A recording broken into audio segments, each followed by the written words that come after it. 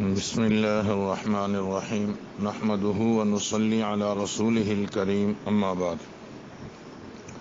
موطا امام مالک میں حضرت امام مالک رحمہ اللہ نے ایک واقعہ نقل کیا ہے کہ حضرت عمر فاروق رضی اللہ تعالی عنہ کے زمانے میں حضرت سلیمان بن ابی حثمہ رضی اللہ تعالی عنہ فجر کی نماز میں تشریف نہیں لائے۔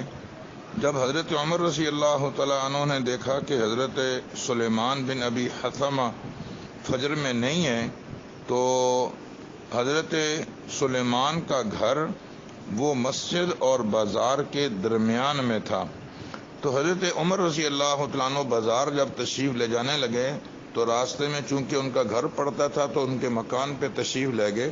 ان کی والدہ وہاں تھیں، ان کا نام تھا شفا۔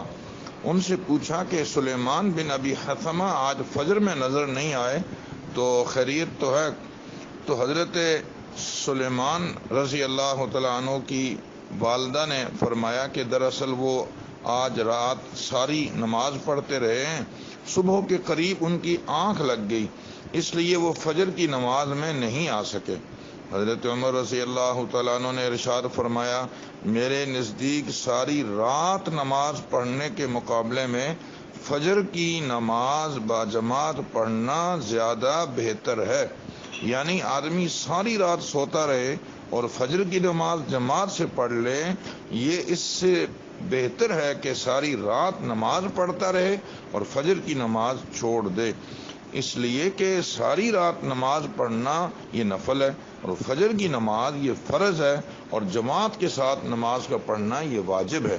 خلاصہ یہ کہ فجر کی نماز کی اہمیت کا اندازہ اس واقعہ سے لگایا جا سکتا ہے۔ امام الانبیاء صلی اللہ علیہ وسلم نے اپنے مختلف ارشادات میں بھی فجر کی نماز کی اہمیت کو اجاگر کیا، بلکہ قرآن مجید میں اللہ پاک نے ارشاد فرمایا، اقیم الصلاۃ لدلوک الشمس الی غسق اللیل وقرآن الفجر ان قرآن الفجر کان مشہودا۔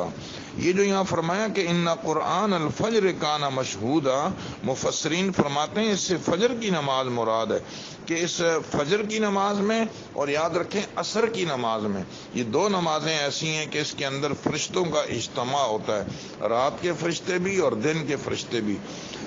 فجر کی نماز میں دن کے فرشتے آ جاتے ہیں اور یہ عصر کی نماز کے بعد چلے جاتے ہیں، اور رات کے فرشتے عصر کی نماز میں آ جاتے ہیں اور فجر کی نماز کے بعد چلے جاتے ہیں۔ بارگاہ الہی میں جب یہ فرشتے حاضر ہوتے ہیں تو اللہ پاک عالم الغیب ہونے کے باوجود ارشاد فرماتے ہیں، بتلاؤ جب تم گئے تو میرے بندوں کو کس حال میں پایا اور جب تم واپس آئے تو کس حال میں چھوڑ کے آئے۔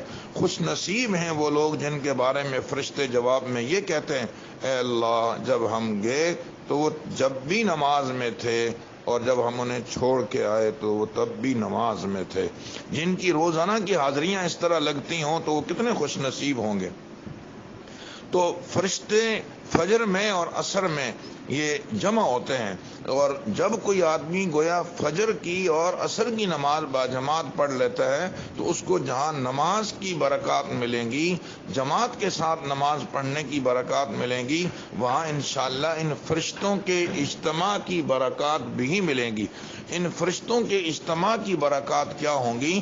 اللہ پاک اس کی مشکلات کو آسان فرمائیں گے، اہل اللہ کی صحبت میں بیٹھنا اس کے لیے آسان ہوگا، نیکی کے کام کرنے اللہ پاک اس کے لیے آسان فرما دیں گے، اس کی طبیعت نیکی کی طرف مائل ہوگی۔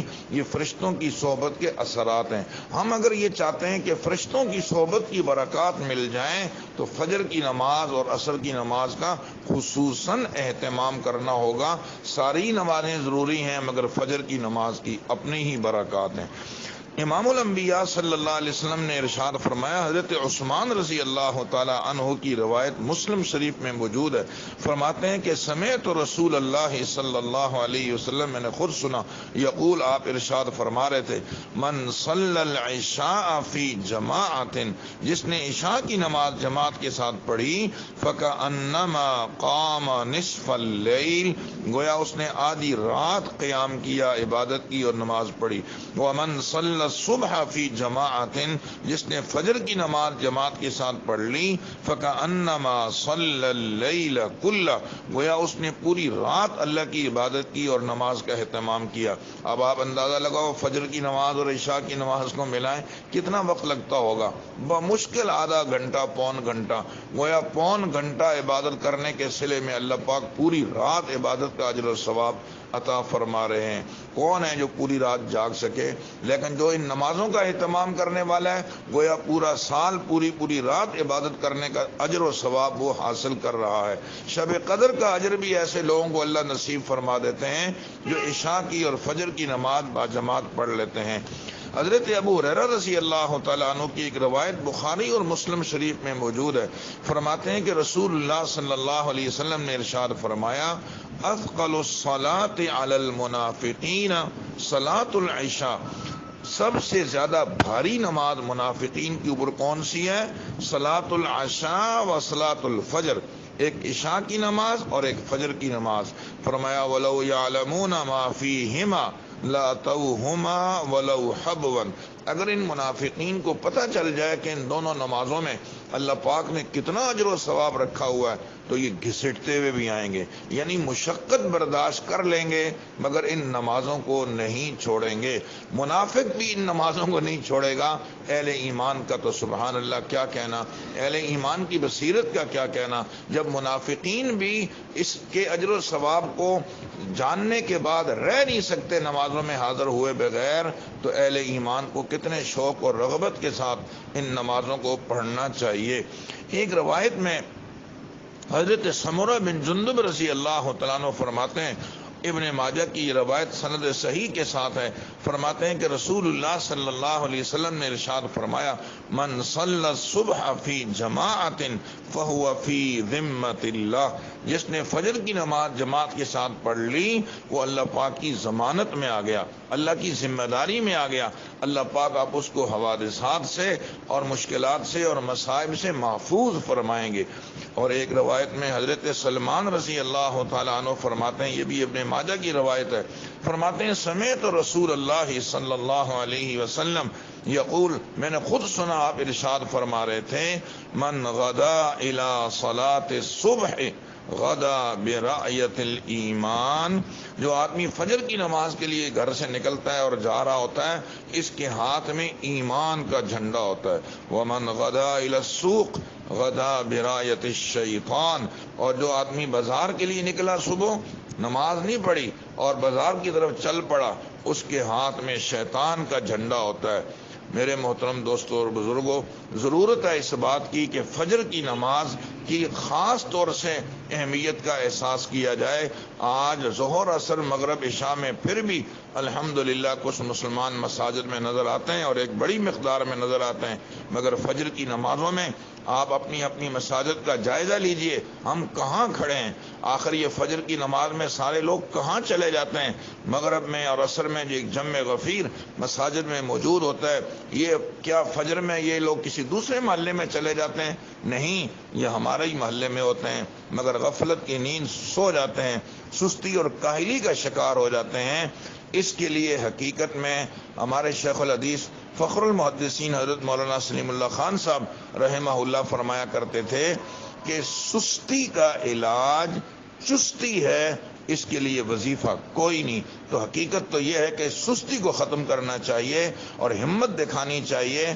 غور کریں کہ منافقین کے اوپر یہ نماز بوجھ ہے، منافقین اس نماز میں حاضر نہیں ہو سکتے، آخر ہم مسلمانوں کو کیا ہو گیا ہے؟ اس کے لیے فکر کرنے کی ضرورت ہے۔ خصوصاً گرمیوں کے زمانے میں ہماری مساجد بالکل ویران نظر آتی ہیں اور لوگ بہت کم ہو جاتے ہیں۔ آج کل آپ دیکھ لیں یہی دور چل رہا ہے اور اب ذی الحجہ کے کتنے قیمتی ایام چل رہے ہیں، مگر ہماری فجر کی نماز میں مساجد جو ہیں وہ خالی ہیں۔ ہم سب کو مل کر اس کی فکر کرنی چاہیے کہ ہمارے ہمارے ہاں خصوصاً فجر کی نماز میں تعداد میں اضافہ ہو اور دیگر نمازوں میں بھی ساتھی اہتمام فرمائیں۔ میں دوسری نشست میں انشاءاللہ وہ 10 تدبیریں آپ سے عرض کروں گا جن کو اختیار کرنے سے انشاءاللہ فجر کی نماز پڑھنی آسان ہو جائے گی۔ دعا ہے کہ اللہ پاک ہمیں اس کا اہتمام کرنے کی توفیق نصیب فرمائے۔ اپنے گھروں میں بھی یہ بات چلائیں، دوست احباب میں بھی یہ بات چلائیں۔ وآخر دعوانا ان الحمد للہ رب العالمین۔